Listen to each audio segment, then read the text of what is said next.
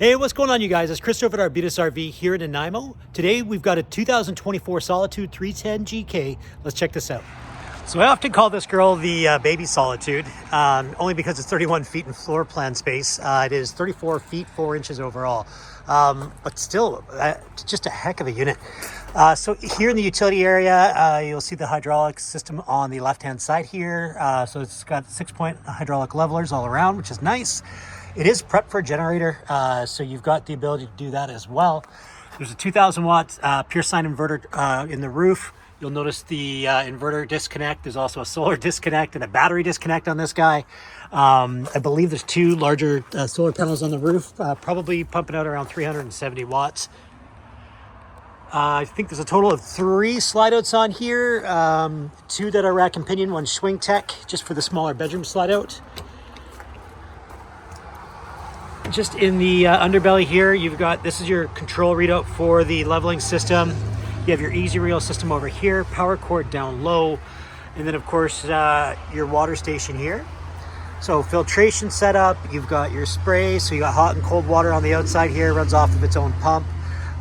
You can set this up for dry camping, winterization, you name it, all done from here. Hot water on demand is located on this side, which I kind of like. It's not in an area where people are going to be hanging around.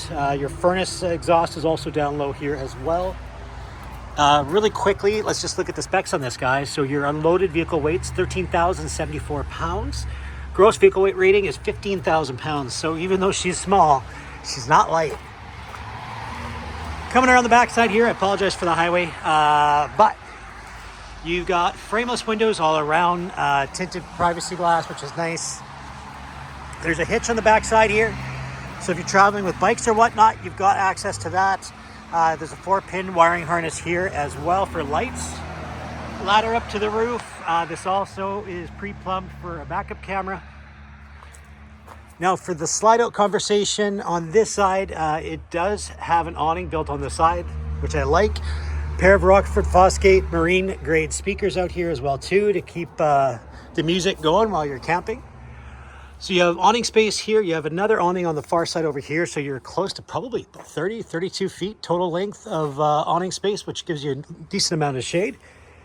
There's also a spray port over here by the other access for your underbelly.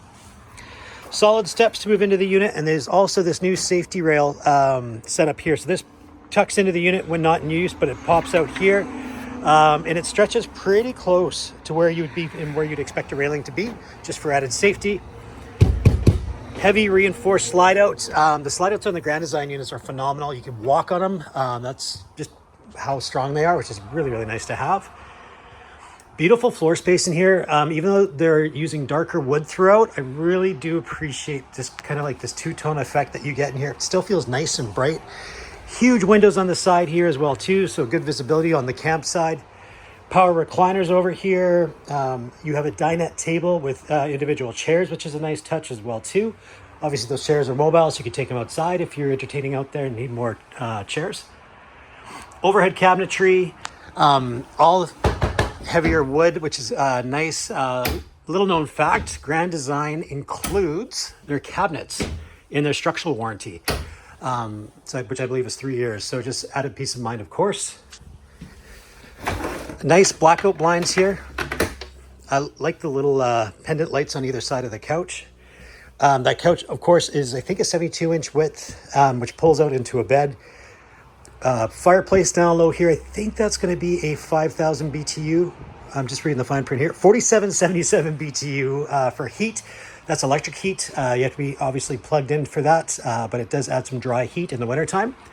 TCL screen pops up. That does go in behind the fireplace when not in use. And I believe there's going to be a window in behind there just to add to the conversation around how much light there is in here.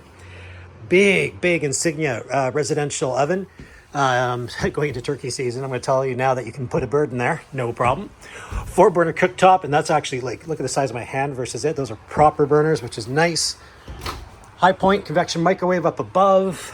And guys, this fridge, like, let me just kind of pan out here and give you a shot of that.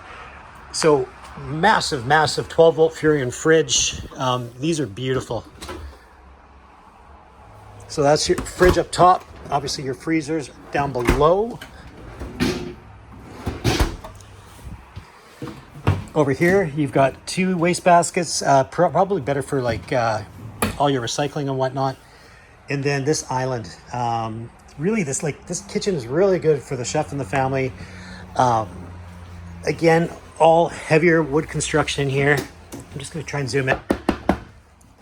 You can do the bowling ball test on those drawers and feel pretty comfortable doing so. The sink is new. I think this came out last year, where you have these kind of like trays and whatnot, so you can kind of, looks like we're winterizing, so you can strain your vegetables, and it just, you know, helps you kind of keep things clean and organized. There is a high pressure water shooter here, so basically put your glass on top and use the spray to get her clean.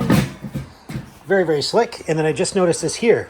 Unit is dishwasher prepped. What that basically just means is the plumbing's already set up. So in one of these areas down below here, you would probably set up on this side your little portable dishwasher. But to give my service department a chat out on that particular situation. Sorry, I'm sputtering here. Now, moving into your pantry, you notice that it's got a motion detected lights. The sensor's up top there. And then it's got these LED lights that run all the way down, which is kind of slick. Your coffee bar on here is a little bit smaller. I'm just looking, there is a power outlet up here. So you do have it, just not as big as you'd see on some of the other units, but still very functional. Up top here, you'll see the Travelfi. That's going to be for your Wi-Fi extension, or yeah, I think it even does 4G. More cabinetry down low. And then you've got your fuse panel and breaker boxes over here. Heading on up into the bathroom. Again, the solid surface is in here as well, which is nice. Stainless sink, as you'd expect on a Solitude. Nice medicine cabinet, good size, lots of storage space. This controls your hot water on demand, so you can control your temperatures. Beautiful shower. I love this, just this kind of fixture. So you have 2 spray ports here, one up above, and then one here as well. And then a seat down low that does fold up. Obviously, it comes out of the way when not in use. And also just to kind of give you an idea, so if this is a sunken enclosure here, so it's right flush with the floor. So for taller guys, if you're 6'2", 6'3", you can still use the shower pretty comfortably without your head sticking out of the skylight. Really deep cabinet in here. I don't know if the camera's going to pick this up, but this is really good to store all your towels and just kind of tuck them away. And then you've got a place to hang some towels in over the toilet, which, by the way, is a porcelain setup. So just resists staining, and then also more durability.